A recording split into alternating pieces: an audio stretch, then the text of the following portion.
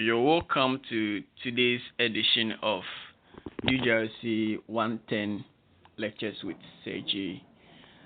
I believe you've been taking your study serious since you all know that there's no time on our side. Yes, time is fast spent. There's no time on our side. Very soon you'll be writing your exams. And I've been saying this thing always that academic writing is not difficult. It all boils down to you, the student. If you take the course serious, you will be able to make a mark. But if you downplay the course also downplay you. So you have to pay critical attention to whatever that we teach you. You don't just assume that because it is English, it is easy.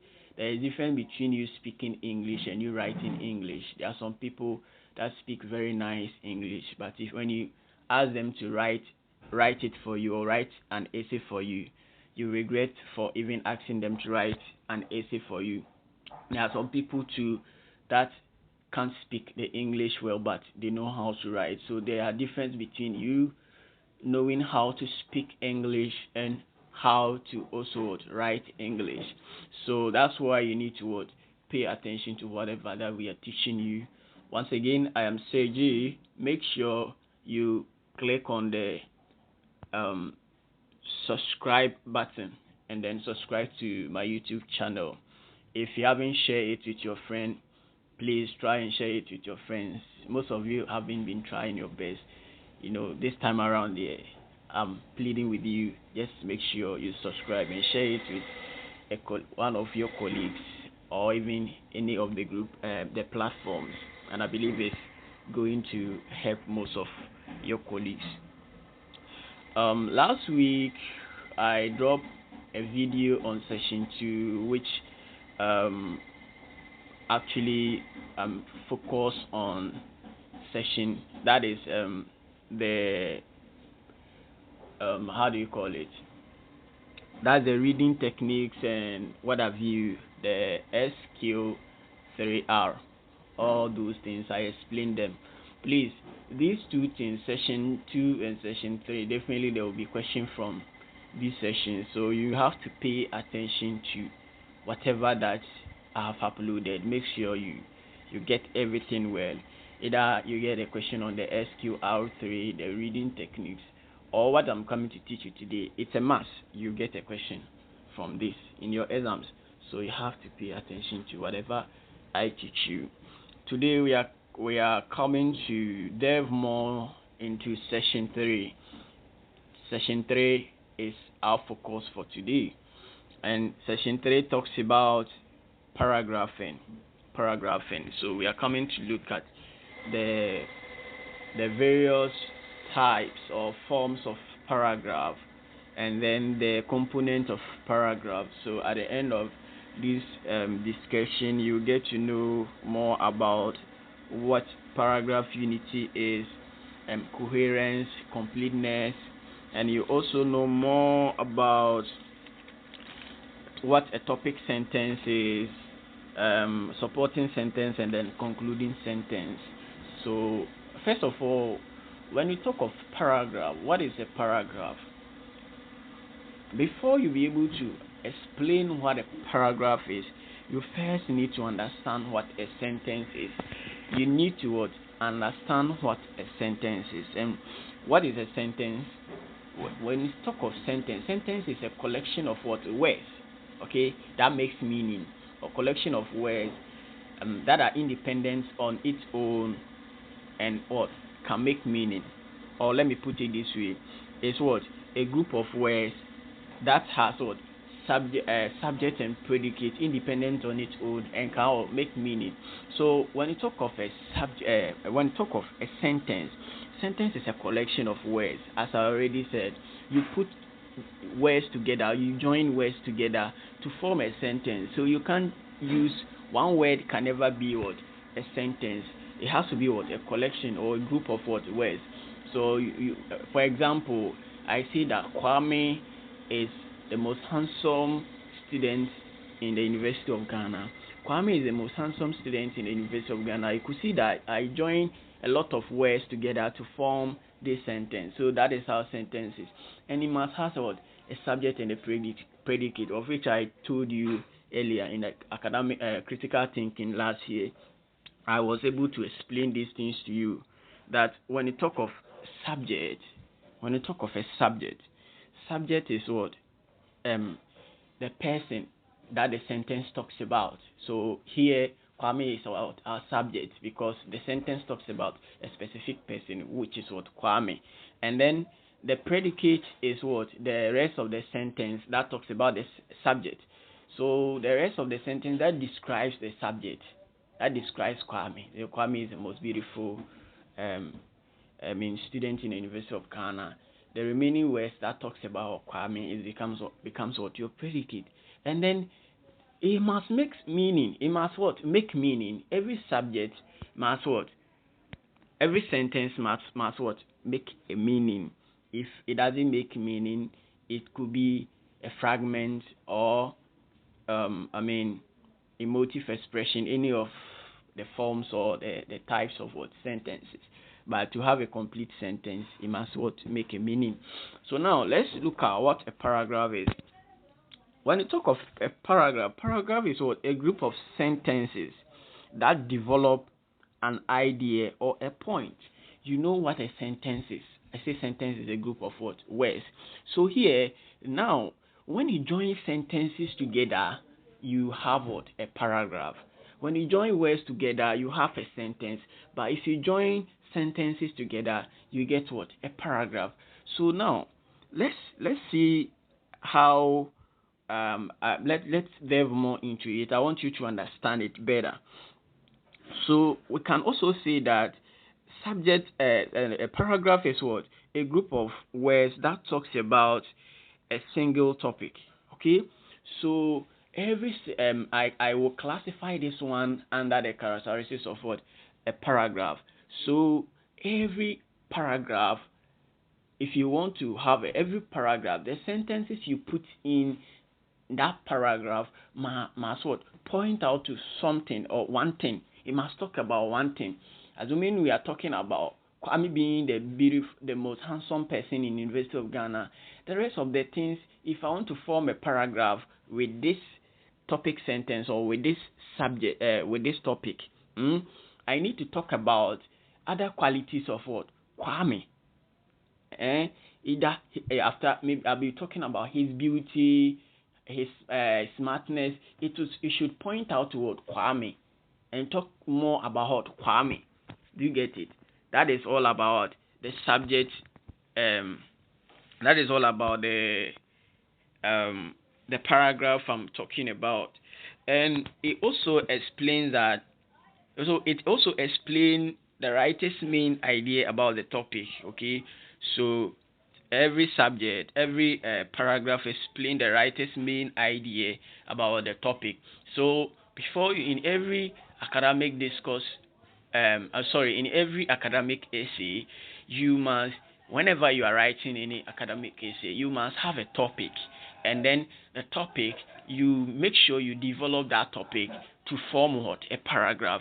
And everything you talk about in that specific sentences, or those sentences you come up together, or you try to put together, you must talk about the topic that you are, you've already what? Set or the topic you have already what? Written down. Do you get it? So we'll get to know as time goes on. We'll know more about these things. Now, a paragraph is a unit of what? Information. As you know, every paragraph what? Gives information. The idea of what? Coming out with a paragraph is what? To provide a piece of information about a specific thing. If you are talking about the economic situation of Ghana, you must provide a convincing details, more information about what? The economic situation of Ghana. You can't talk about the economic situation of Ghana and then you go in the first sentence, second sentence you talk about economic situation of Nigeria, the third sentence you talk about the economic situation of or maybe you go and talk about the lifestyle of Nigeria or Canada. The third sentence, you go and talk about the that is the cultural system of the United Kingdom. It doesn't work that way. If you want to achieve what we call a completeness, but we will get there. You know more about paragraph completeness and all those stuff. So everything you talk about in your paragraph must what? Align to one thing. It must point out to one thing. If you are talking about the economic situation of Ghana, how is the economic situation of Ghana impacting life? How is it making things difficult for Ghanaians? What do you think it could be a possible solution to the economic challenges or the economic situation of Ghana? All these things, since it is what economic, it's about economic situation of Ghana, you must talk about them in what? A paragraph. You can divide, you can just divide them into what we sub paragraphs. Okay, if you have maybe a broad idea, you want to write about a lot of things, and you can just divide them by maybe the first one you talk about the negative effect of the economy on the citizens. Okay, so that one alone, you talk about the negative aspect. Then you also can develop another paragraph and talk about the positive side of it. Do you get what I'm trying to say? So if you understand this one and you are writing in academic essay, you won't struggle to write words. Or some people are very good, but they need some guidance, and that's why you are doing academic writing. You need what? A guidance. And that is why I'm here to guide you and explain things for you better. That is it. Now, let me ask, what should be the length of every paragraph? I asked this question last week, and some people were like, "Oh, there's no limit to every paragraph, But there's what? An expectation. Even though there's no limit, but there's what? Always an expectation. Every lecturer expects you to write some kind of words or some kind of sentences in your paragraph. They expect some words or sentences in your paragraph. You can't tell me you are writing a paragraph and you put two sentences together. You tell me this is a paragraph, then you leave a space, you go and write about different things. It can never be a paragraph. So now, I'm not telling you, it depends on the idea that you have in mind. There are some stories that are very short, and it requires some kind of a concise or a brief explanation. Do you get it? Some ideas are also broad, and it requires a lot of words. Do you get it? So you will get to know more about this. But what I'm coming to give to you is a guide. Do you get it? It's a guide. This one will guide you to know more on what to write whenever you're writing, the kind of words you should put together to form a sentence, or the kind of sentences to put together to form a paragraph. Now, it should be between 5 to 10 sentences. To some experts, they believe that every paragraph you should have at least 5 to 10 sentences. When you put 5 to 10 sentences together, they believe it is enough to form a paragraph. That is to some English experts. That is how some people believe that every paragraph should be, or that should be the way to go about, or maybe the kind of the words you should put together. And as I already told you, the length of a paragraph is determined by the idea discussed in that paragraph. It depends on the idea. Okay, so simple idea may require relatively fewer number of sentences, okay, to develop it. So simple ideas, it requires fewer number of sentences to develop it. But if it is a complex idea, then it also require more sentences to develop it. A good paragraph contains a topic sentence, details, and what? A conclusion. So we'll be looking at all these things. Now, a paragraph can be likened to what? An atom in SHS, or let me use GHS. Those of us who attended junior high school, we learned more about atom, of which we know that atom has what? 3 parts, which is the electron, neutron, and what? Proton. Electron, neutron, and then what? Proton. The same way that paragraph also has what? 3 parts. Every paragraph what? Has 3 parts. These parts are that is topic sentence, a topic sentence, supporting sentence, and then concluding sentence. Topic sentence, supporting sentence, and then concluding sentence. So you will know more about these parts as we move together. So just pay attention. If you have a notebook or something, don't just list it. You can be jotting it. In your examination, you realize that, oh, Sage told you this thing some time ago, that every paragraph contains this, that word. So that is just by the way. Now we'll take them one after the other and explain them. When you talk of a topic sentence, when we talk of what? A topic sentence. A topic sentence, it expresses the controlling idea of the paragraph. When you talk of the controlling idea, it means the main idea.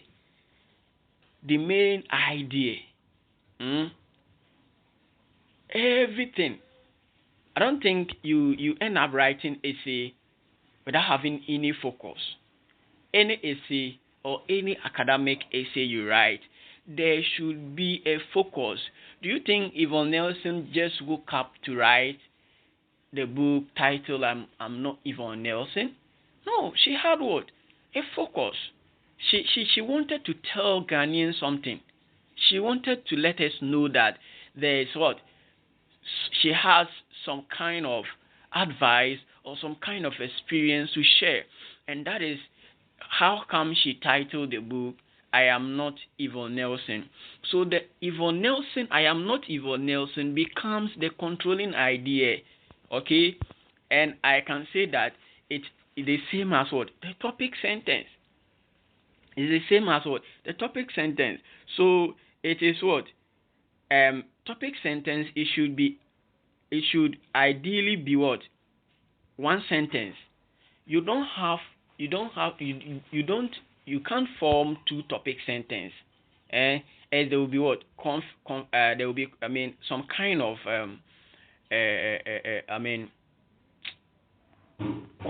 confliction. Like there will be kind of some kind of misunderstanding. Okay, when every paragraph that you develop, there should be one controlling idea. I said the controlling idea is the same as what? Your topic sentence. There should be one topic sentence. So when you are writing a paragraph, you have what? Your topic sentence. You have your topic. So you know that in this paragraph, I'm talking about the course of what? The causes of what? The causes of, let's say, like air pollution in Ghana. The causes of air pollution. So you know that in paragraph 1, you're coming to talk about the causes of what? Air pollution. And that is what? Your topic idea or your controlling idea. And everything you write should point out to what? The topic. And everything you write in that topic, anything that you write in that paragraph should talk about the causes of what? Air pollution in Ghana. That is your controlling idea, or that is what? Your topic sentence. So topic sentence, it should what? Ideally be what? One sentence. you can't have two sentences as what your topic idea. And also, every topic sentence should what? Be precise and concise. When you say it should be precise, it must be clear. Okay, it must be clear. And then concise means that it should what? It should be simple. You can't write about four lines, and then you expect that one to be your controlling idea. It will make things. It will make it will make it difficult for your readers to understand what you are trying to say. But if I say that Kofi is irresponsible, at the end of the day, if you are reading my paragraph and you read the first line, you know that the rest of the sentences, among the sentences that follows Kofi is responsible, is going to talk about why I think he is irresponsible. I hope you are following it carefully. So the subsequent sentences are going to talk about why Kofi is responsible. So Kofi is irresponsible becomes what? The controlling idea or the topic sentence. Okay, so that is how we form a paragraph. You must have what? A topic sentence, and then you develop it. You develop it. So when you say ladies are cheat, and ladies are cheat, if if I'm reading your essay and I read your first, I'm reading the first line of your paragraph, and I see something like, or I read something like ladies are cheat, I'm expecting your subsequent sentences to support your claim or to buttress your claim why you think ladies are what? Cheat. You can't give a topic sentence like this and you go and talk about guys being rude in your subsequent sentences. Guys are rude. Guys are inhuman. Okay, and maybe your third sentence says that ladies are hospitable.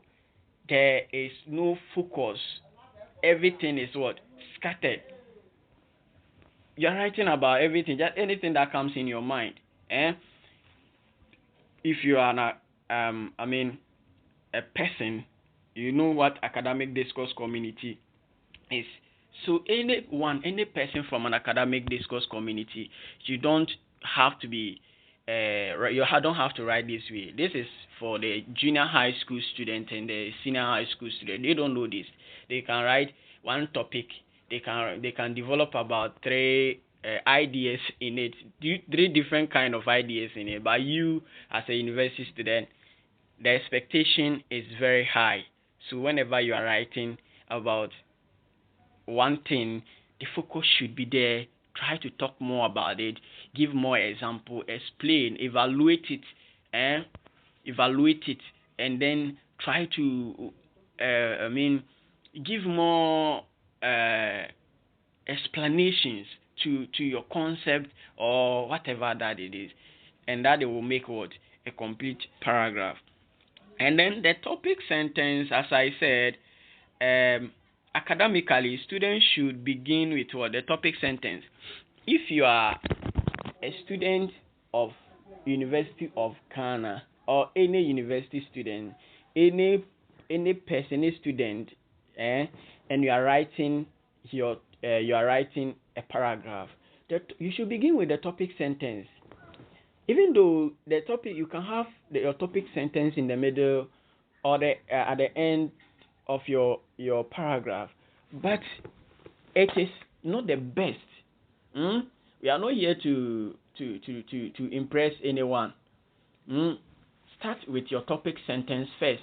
Academic essays, start with, you are not writing poem. Do you get it? Start with what?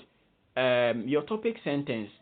So if you are developing a paragraph, the first thing you should start with is what? Your topic sentence. That should be the first thing you should begin with.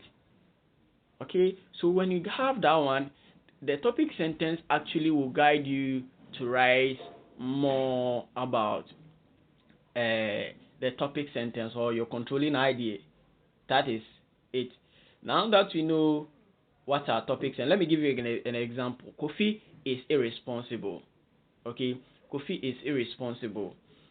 He is a class prefect, yet he hardly attend lectures. Okay, with this, it's not a complete paragraph, but I've taken part of the paragraph, these two sentences. But when you analyze or you try to digest this statement I came up with, you could see that I was talking about Kofi being what? Irresponsible. And Kofi being irresponsible is my topic sentence. The next thing that I'll talk about is either going to be the supporting sentence or the concluding sentence. Do you get it? So that is how it is. Now let's move to the supporting sentence. What is a supporting sentence? A supporting sentence. So when you talk of what? A supporting sentence, it evaluates, explain, provide, explain or provide further details of the controlling idea or the topic sentence. So now that you have been able to come up with what? Your topic sentence, and now that you've been able to come up with your topic sentence, the rest of the words or the sentences that you come up with to talk more about your topic sentence, it's your controlling idea. Okay, so it's your supporting sentence. So supporting sentence always talk about the topic sentence. It explains the topic sentence. Do you get it? Supporting sentence explains, evaluates, or analyze the topic sentence. I said Kofi is irresponsible. So anyone that reads this one will be expecting me to say more things. I don't mean you've been dragged to court. They said you are a rapist. Okay? They say somebody says you are a rapist and he has dragged you to court. The person can't just say that you are just a rapist and then leave it. The person must be able to give you some scenarios or some examples to buttress the argument he or she is what? Making. You get it? So those kind of examples or scenarios or explanation the person tries to give becomes what? The supporting sentence. Becomes a supporting sentence because that one is going to support the claim that you are a rapist or Kofi is what? A rapist. And that is how it is. That is how it is. So let me give you an example. Let me give you an example, then we all see how we go about it. Okay, so that is just and then I'll give you the types of supporting sentence, but before then let me give you the example first, then we all okay, so we are doing the supporting sentence now. Okay, so supporting sentences, as I said, let me give you this example. Kofi is irresponsible. He is a class president, yet he hardly attends lectures. Last week, he intentionally broke a chair and refused to own up when he was questioned by the lecturer. Yesterday, he slapped one of his mates, a girl, without what? Provocation. From these assertions, we can conclude that Kofi is irresponsible. Okay? Or from these assertions, can't we conclude that Kofi is irresponsible? If you analyze this paragraph, you could see that the sentence is trying to give you more reasons or give you some kind of proof why he thinks, or the writer thinks, Kofi is what? Irresponsible. And he has given you more premises in critical thinking. If you understand a premise and a conclusion, a premise and then a conclusion and a critical thinking, this thing wouldn't be difficult for you. The controlling idea and then or the topic sentence and then the supporting sentence shouldn't be difficult for you. So the supporting sentence becomes like the premise for you. Do you get it? The reasons that you give, the explanation you try to give becomes what? Your supporting sentence. Okay, so let me point out the supporting sentence here for you. He is already Kofi is irresponsible is the topic sentence. I tell you that it should begin with what? Every paragraph. The topic sentence or the controlling idea must come first.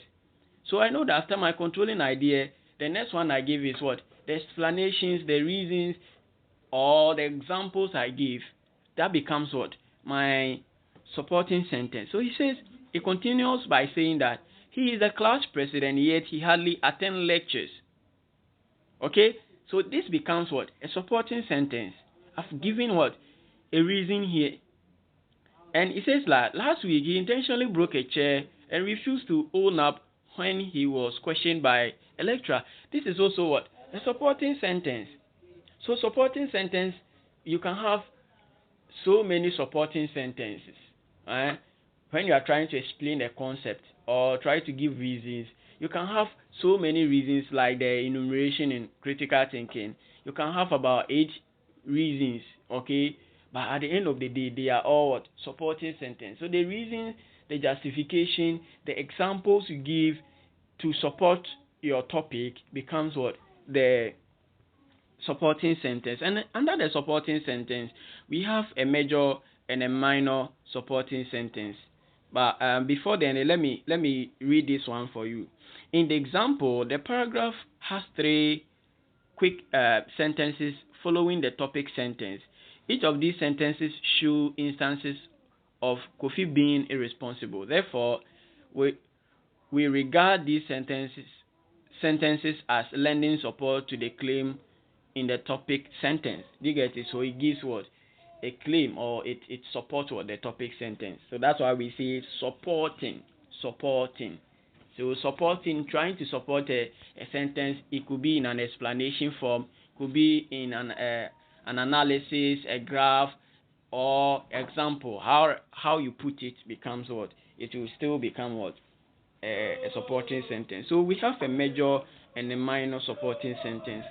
Now, you know what a supporting sentence is. So the major supporting sentence always tries to talk. The major supporting sentence, it what? It really develops the topic sentence. It develops the topic sentence. Okay, Kofi is what? Kofi is irresponsible. So I'll come to give you the reason why he's irresponsible. Last week, what? He's a class president, yet he hardly what? Attend lectures. So this becomes what? The major supporting sentence. And the minor supporting sentence is when you try to go further. Because I said he's the class president, yet he hardly attend lectures. It is what? A major supporting sentence. You are giving a claim. So if you go further to me, give an example on of such behavior or of such act, then becomes the minor supporting sentence. So I can go further by saying that. The next one that says that, okay, it says that last week he intentionally broke a chair, refused to own up when he was what? Questioned by the lecturer. That becomes a minor supporting sentence.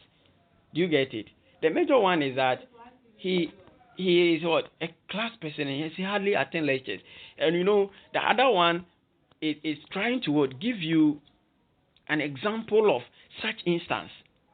Okay? Or let me give you this example. University of Ghana students are disrespectful. Okay? Ama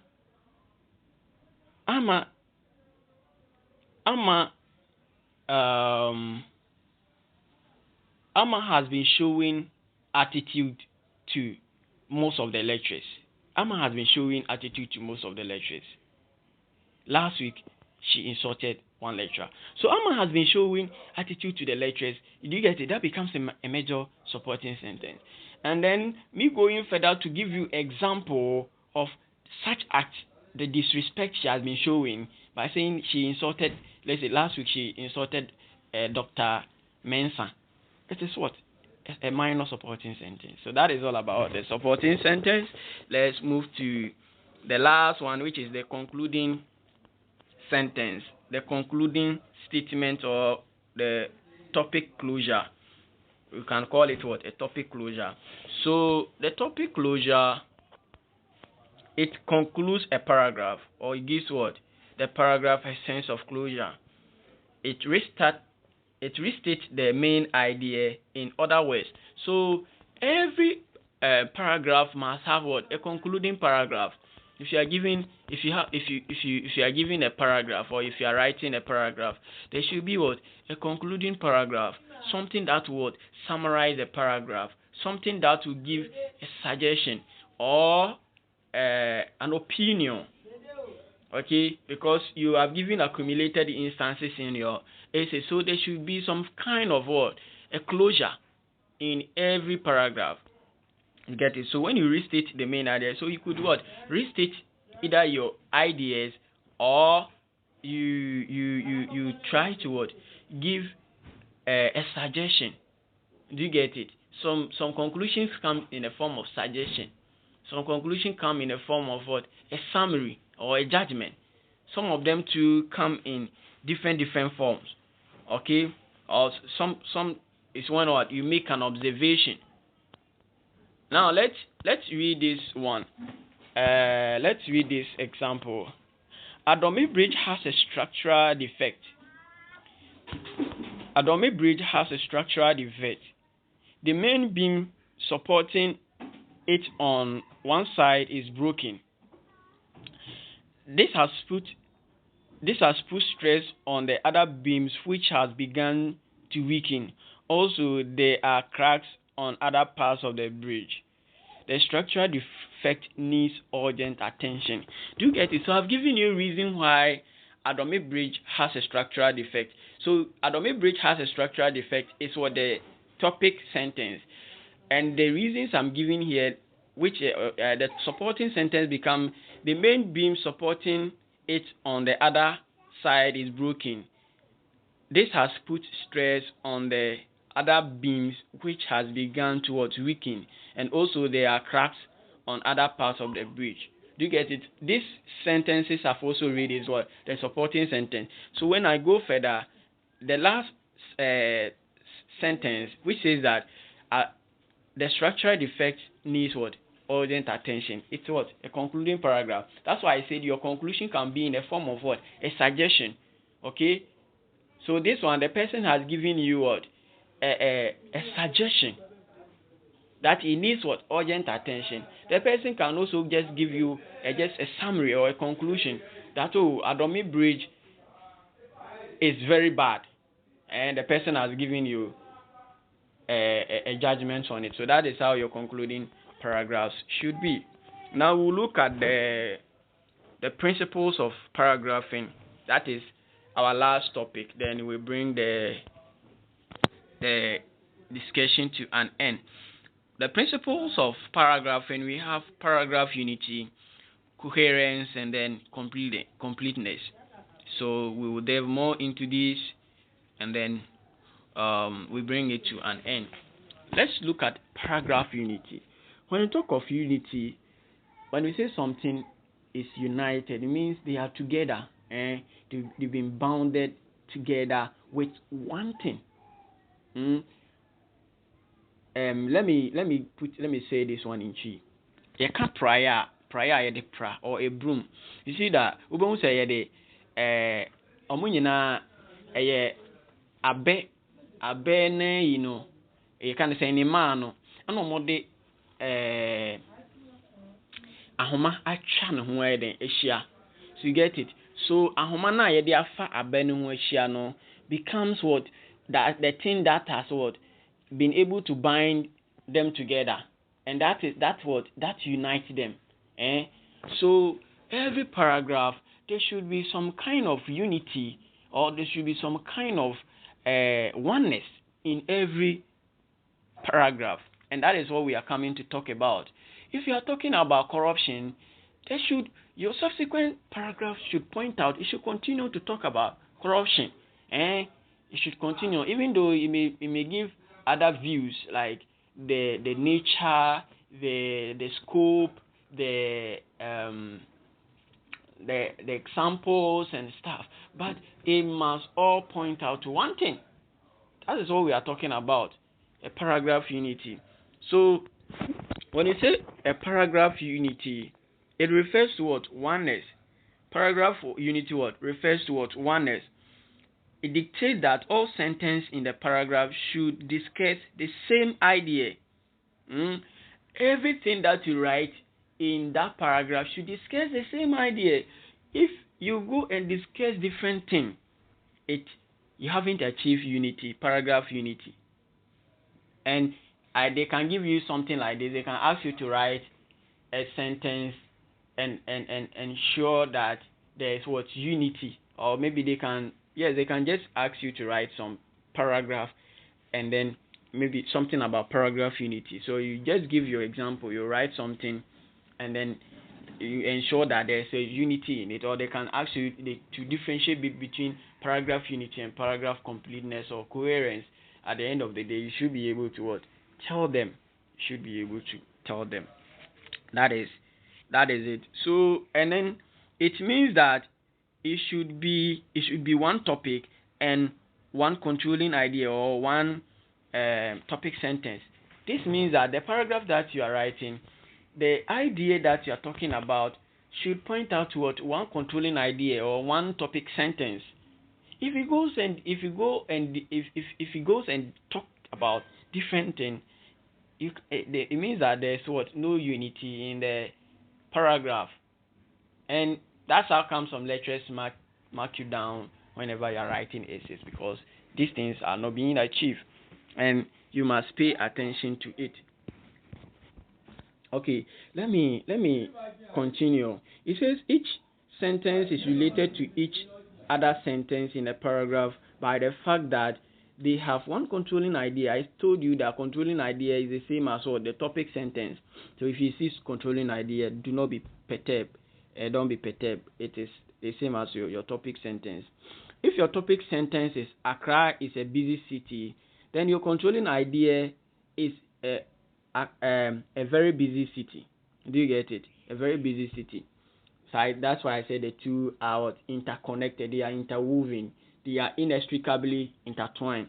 So topic sentence and controlling idea, if they give you controlling idea, you should know that they are talking about the topic sentence, because that's why I gave you this example. If your topic sentence is Accra is a very busy city, then your controlling idea is what? A very busy city. So everything you are going to write about should talk about the business of what? Accra city.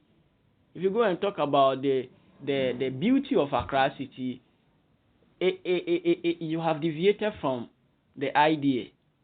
You have deviated, and there's nothing like unity in your paragraph. So, for instance, if we add the following sentences in one sentence, we are coming to put some sentences together, and this is it. The roads of Accra are always busy. The shops are full of people from the time they open till the time they close. Most of Accra's restaurants and nightclubs are filled to capacity throughout the week. In fact, there are an abundance of hustle and bustle in every sphere of life in Accra. This is a clear example of what? A paragraph unity. Because remember that we are talking about the business of Accra. And you could see that the supporting sentence or the things we are talking about, everything is pointing to the fact that Accra is a busy town.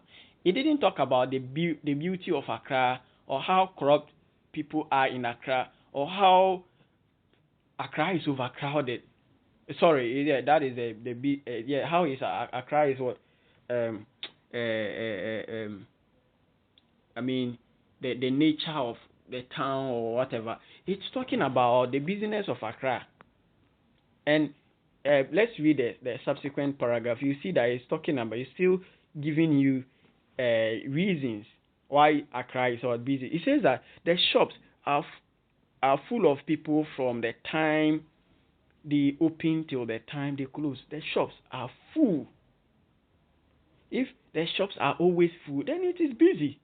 So it is still talking about the busy nature of Accra. Do you get it? And then another one says that most of Accra's restaurants and nightclubs are filled to the capacity throughout the week. And you see, the nightclubs and then the restaurants are also filled to what? A capacity throughout the week. That one too is talking about business of Accra, or the nature of Accra being busy. In fact, there are abundance of what? Hustle and bustle in every sphere of what? Life in Accra. It's also what? A busy. Talking about the business. So this is here, it's all talking about one thing, and that is what? Paragraph unity. Note that each sentence reviews one aspect of the busy life of Accra. The sentences are therefore united by one idea of busy. Words or sentences that do not add up to the idea that Accra is a busy place must be avoided. If it's about the beauty of Accra, avoid it. If it's about the filthy of Accra, avoid it. Everything should talk about the business of Accra. That is it. So you can write something, you can test yourself, and then just come up with an idea, write all these things, and then you are good to go. Now let's talk about paragraph completeness. Paragraph completeness, as I already said, so it gives enough information to support the idea. Do you get it? If I say your paragraph should be complete, it means that you should give enough information. There should be enough information. Give your readers enough information. If you are talking about University of Ghana being the best school in Accra or in Ghana, you can't just talk about University of Ghana performing academically, only performing better in English by leaving other subjects there, or maybe political science students are performing better. So because because of that, University of Ghana is the best university in Ghana. You are not giving us enough or accurate information to believe you. Do you get it? So you must give convincing details. Why you think University of Ghana is the best university in Ghana? And infrastructural wise, there must be something there. In terms of infrastructure, in terms of academic, in terms of let's take like impact. That's after school, the kind of impact students make, all those things. When you put them together, we can say that your paragraph is what? Is complete, because you have given us convincing details. You have provided enough information in it. So that's why we say that the completeness is one. You give enough information to support the idea, and then the information should be fully what? Developed. The paragraph it means that your paragraph is what? Fully developed. To achieve completeness means your paragraph is what? Fully developed. It is fully, you don't just give the explanation and you go. They ask you to explain what a noun is, and you say a noun is a name of a person, animal, place, or a thing. Then you just leave it like that.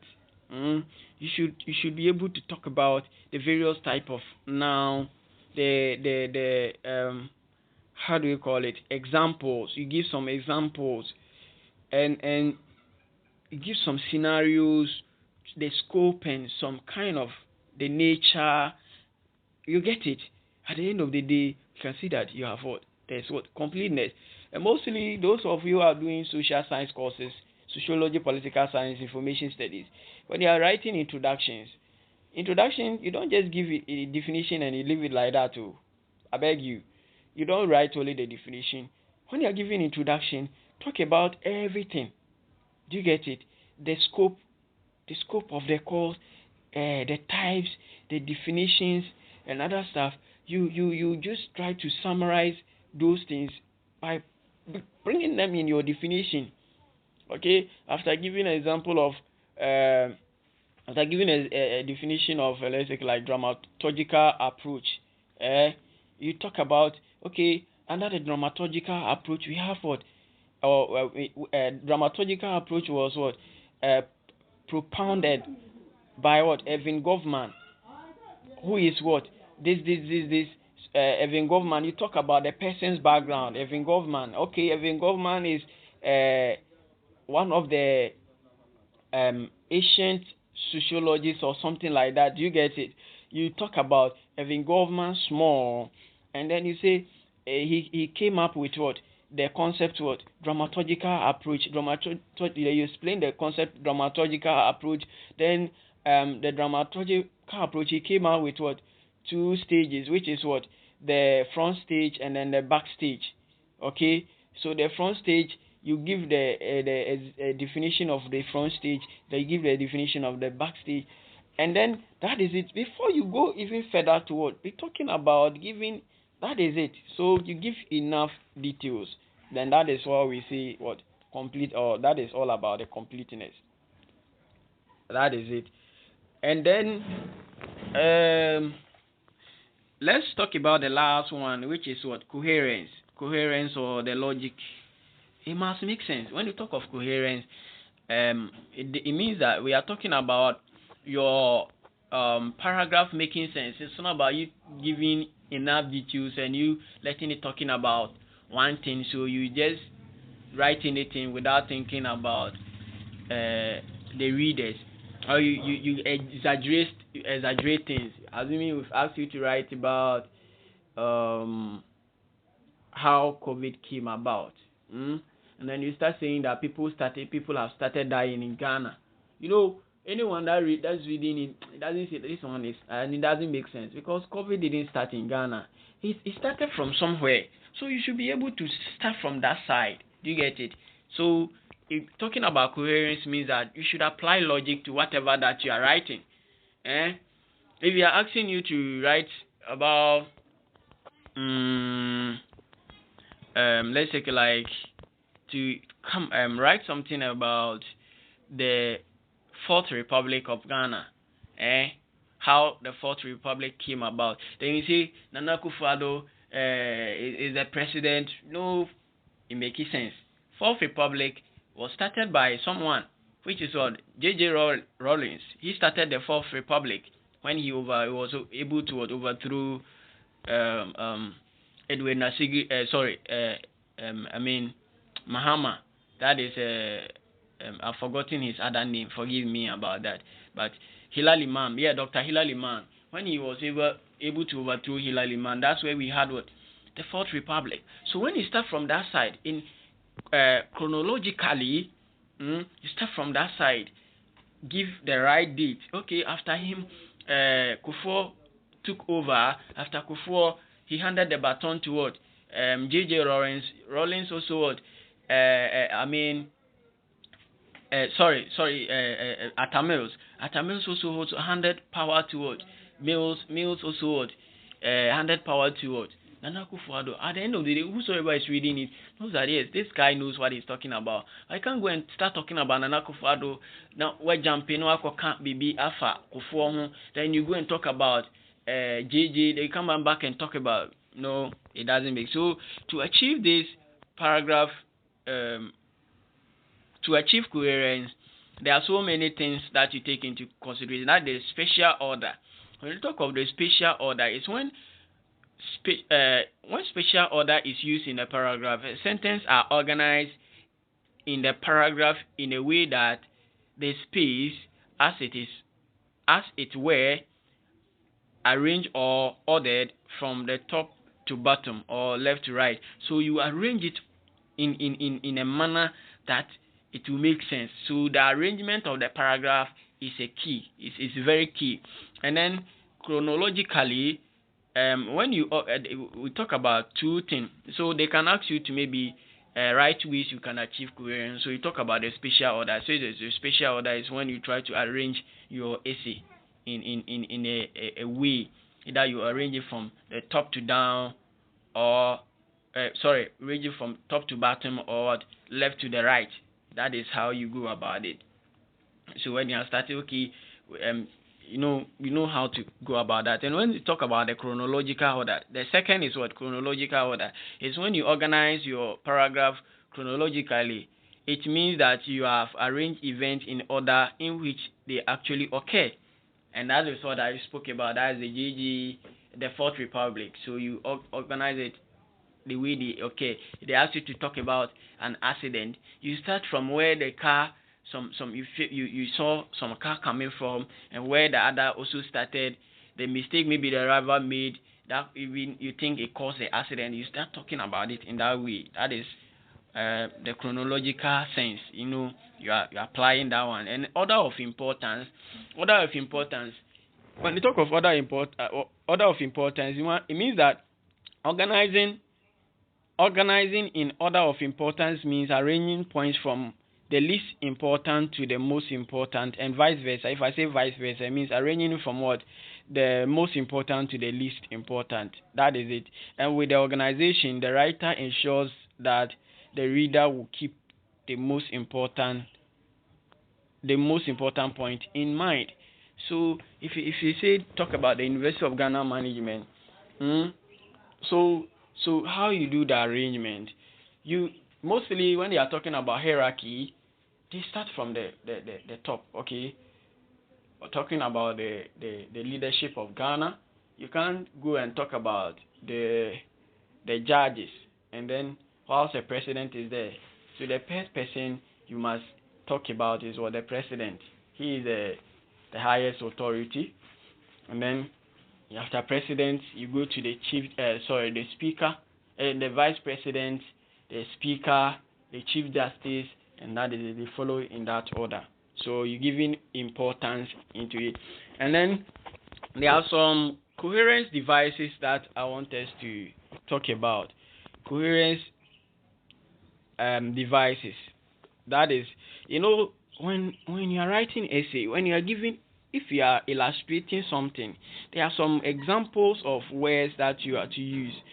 So you instead of you saying for example, you can say for instance, specifically. That is, do you get it? And when it is about addition, after paragraph 1, and you are going to the second paragraph, you say that, and okay, furthermore, moreover, likewise, also, do you get it? So when you are adding up to your paragraph, you can use some of these cohesive devices. And then when you are doing comparison, you can use some words like conversely, similarly, likewise, in the same vein. Do you get it? And when it is about contrast, you can say however, conversely.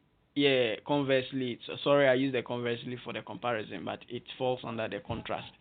And then on the other hand, do you get it? It makes your essay look so nice. The lecturer, some of these things they expect it to. When you are writing paragraphs, they expect some of these things in it. But you just write and when they realize they're becoming too much, they will just give you any mark. That's why the psychology. Sorry, I'm not really reminding your pains, but these are some of the things. So these are some basic things that they mark you down that you don't even know. So you try to use these cohesive devices. And then if it is cause and effect, you use some words like so, therefore, thus, consistently, as a result of, hence, because of this. And if you are making emphasis, you can use some words like indeed, in fact, especially, most importantly, and that is it. So that is all about today's episode. Please make sure you like and subscribe to my YouTube channel. I am Johnson Praise. Please share it with your friends. If you have not subscribed, subscribe. Please subscribe before you leave, and share it with your friends on other platforms. you have benefited a lot from this video. If you share it with your colleagues too, they are also going to benefit. It won't be good when you pass your exams and your colleagues fail. It will be so sad. So make sure you share your success with others. God bless you, and then see you next time. Our next video will be on session 4.